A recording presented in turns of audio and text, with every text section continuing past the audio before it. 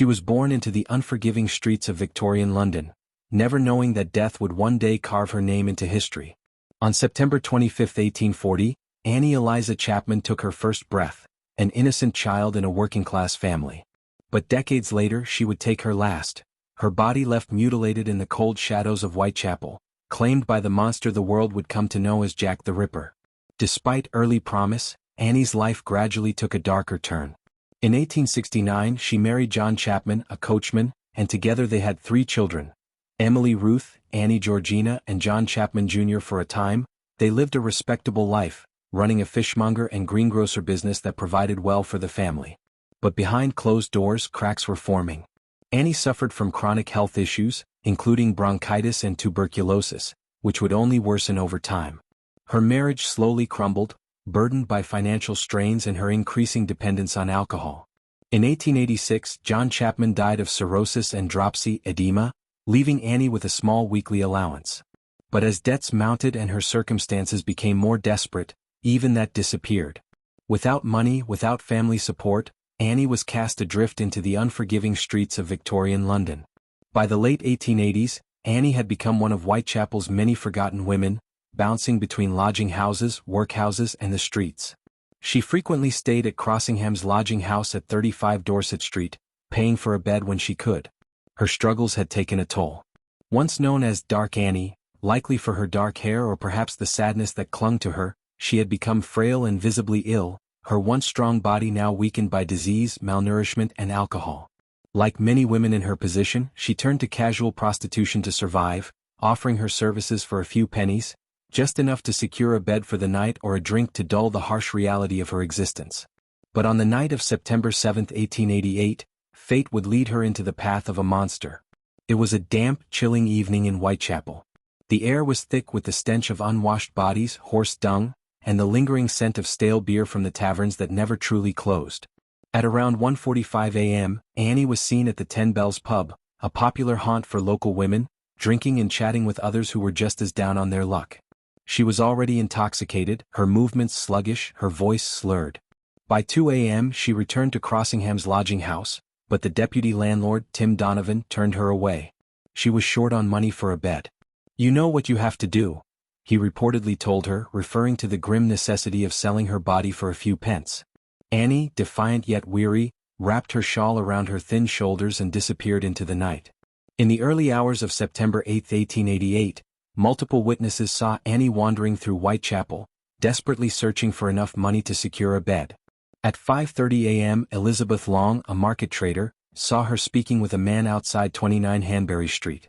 The man was described as around 40 years old, foreign-looking, roughly 5 feet 7 inches tall, dark complexion, wearing a brown deerstalker hat and a dark overcoat, carrying a parcel wrapped in newspaper. Elizabeth heard part of their conversation. "Annie, will you?" The man, "Yes." And then they disappeared into the shadows of Hanbury Street. At 6 a.m., John Davis, a resident at 29 Hanbury Street, stepped outside into the backyard. His morning routine was shattered by the gruesome sight before him. Annie Chapman lay sprawled on the cold ground, legs bent at the knees, dress pulled up above her waist, eyes lifelessly staring up at the sky. But it was the savage butchery inflicted upon her that sent terror through Whitechapel. Her injuries. Her throat had been slashed deeply, nearly severing her head from her body. Her abdomen was cut open, her intestines pulled out and draped over her right shoulder. Her uterus and part of her bladder were missing, taken by the killer. The mutilation was even more brutal than Mary and Nichols' murder just days earlier. This wasn't just an impulsive act of violence. This was planned.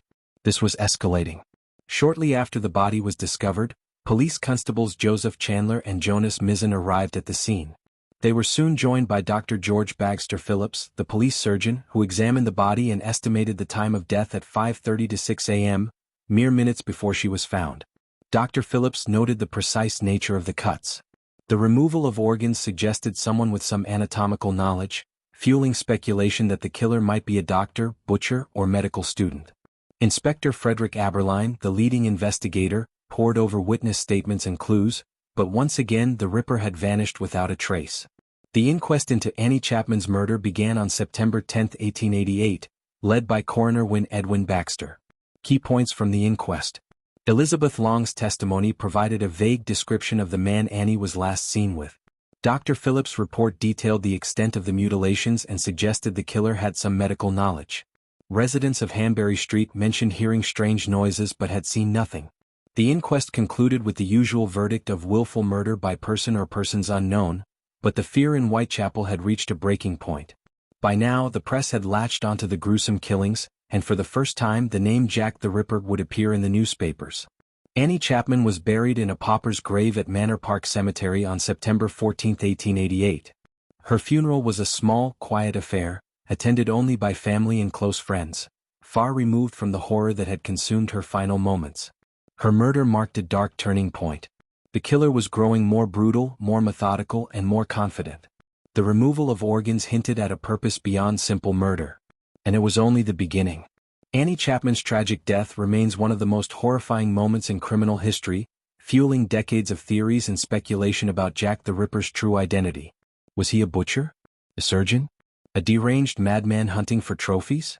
Or was he someone hiding in plain sight, blending into the shadows of Whitechapel, waiting for his next victim? What do you think? Was Jack the Ripper a trained professional, or just a sadistic killer with a twisted obsession? Let us know in the comments. And if you love deep dives into history's darkest mysteries, subscribe and turn on notifications so you never miss another story from True Crime Unknown. The truth is out there, we're here to find it.